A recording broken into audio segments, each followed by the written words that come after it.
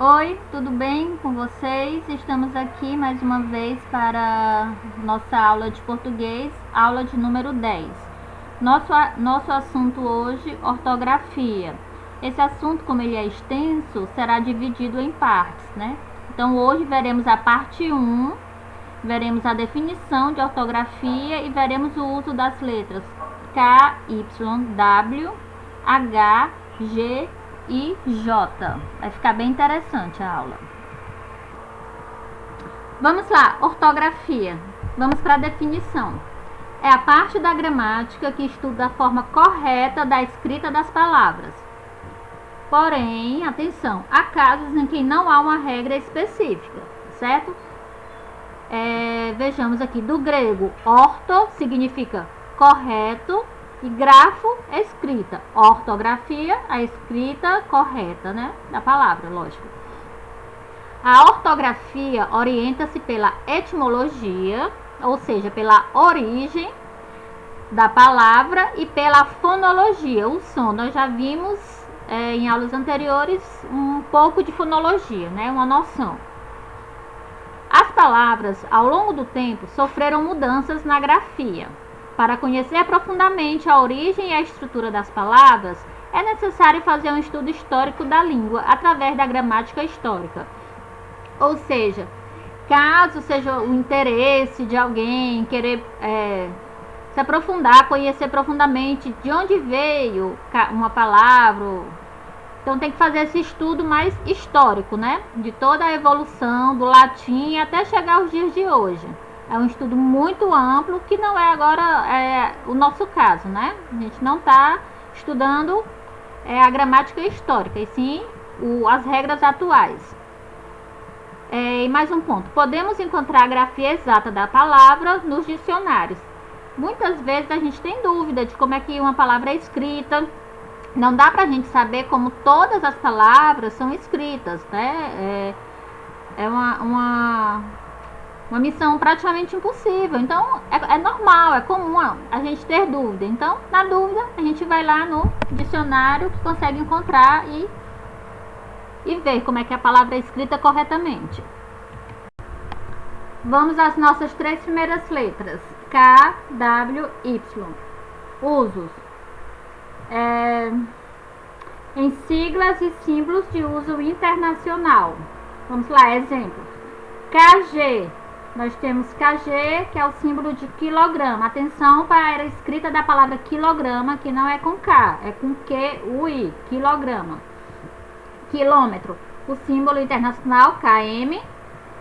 Porém, em português, a palavra quilômetro é escrita com QUI também. Potássio. K. Por que K? Porque vem de cálium, né?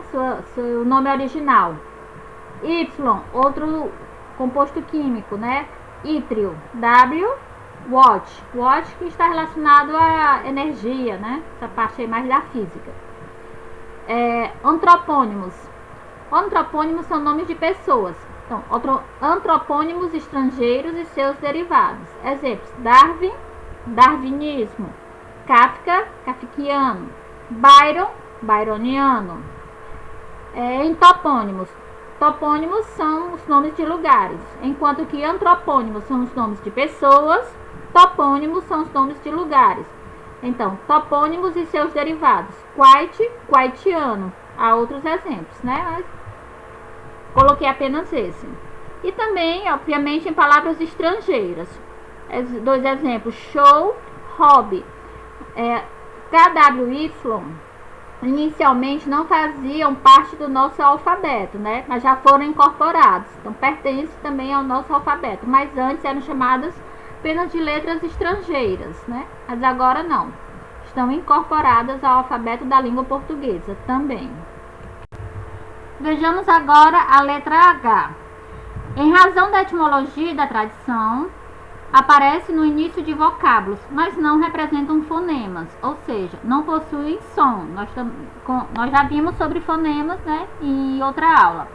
Vejamos exemplos. Hoje, nós temos 4 letras, porém 3 fonemas. Apenas o som de 3 letrinhas nós ouvimos. Então, o H é mudo. O mesmo ocorre nas palavras haver, hidrogênio e muitas outras, não é?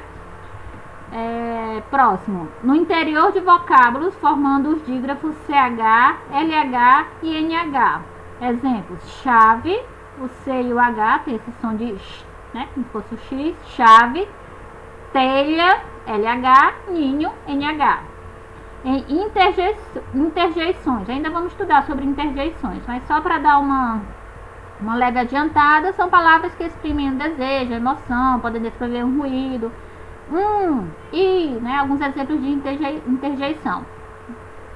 E na palavra Bahia, atenção, a palavra Bahia, por tradição, tem o H no meio da palavra, né? B-A-H-I-A, mas a palavra baiano não contém H. Atenção para a escrita correta da palavra baiano, para não colocarem um H achando que é igual à palavra Bahia. Ainda com a letra H, vejamos aqui mais 2 pontos. O H permanece em palavras compostas unidas por hífen. Exemplo: super-homem. Tem o hífenzinho aí unindo, então é uma palavra composta unida por hífen, o H permanece. Outro exemplo: pré-histórico, mesmo caso, né? Agora, já se for um composto sem hífen, nós ainda vamos estudar sobre isso. Esse H ele some. Exemplo: a palavra honesto tem H, já desonesto, né, já não tem mais o H. Hábil, da mesma forma, tem o H. Inábil não contém o H. Honra tem o H, desonra não tem H. Então, simples. Unida por hífen, continua com H. Palavras compostas sem hífen, o H ele sai da palavra.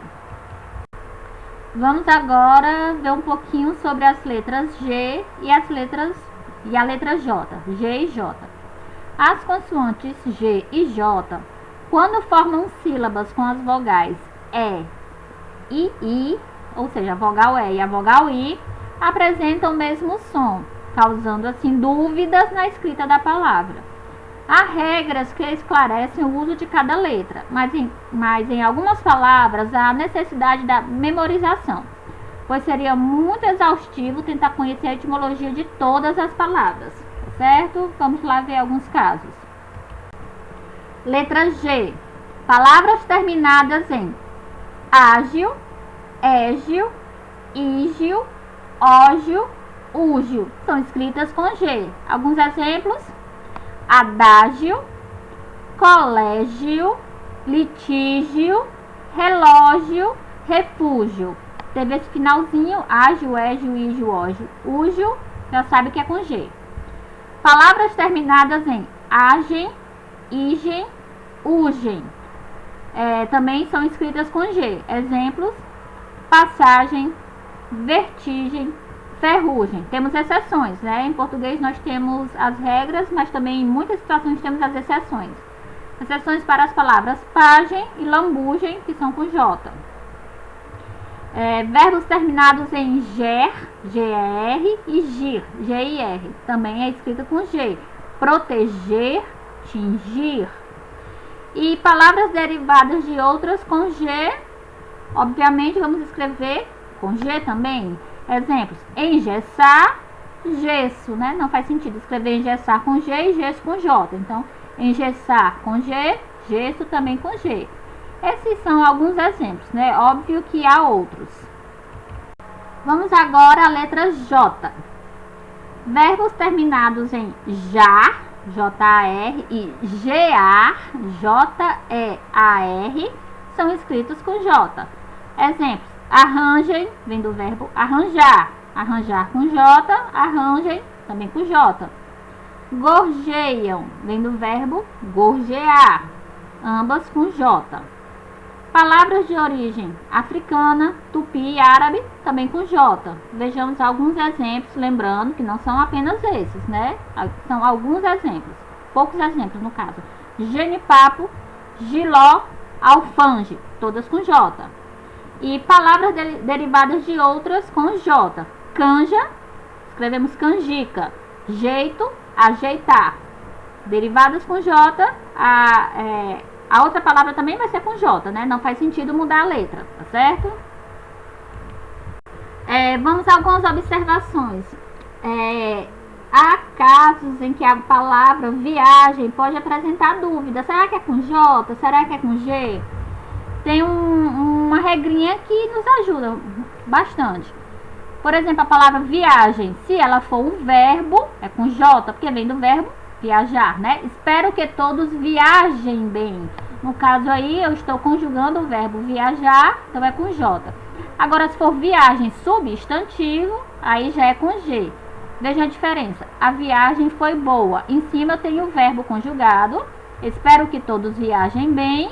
E o exemplo de baixo eu tenho o substantivo. A viagem foi boa, né? J e G.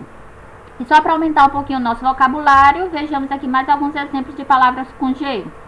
Rabugento, auge, gengiva, bege, gibi.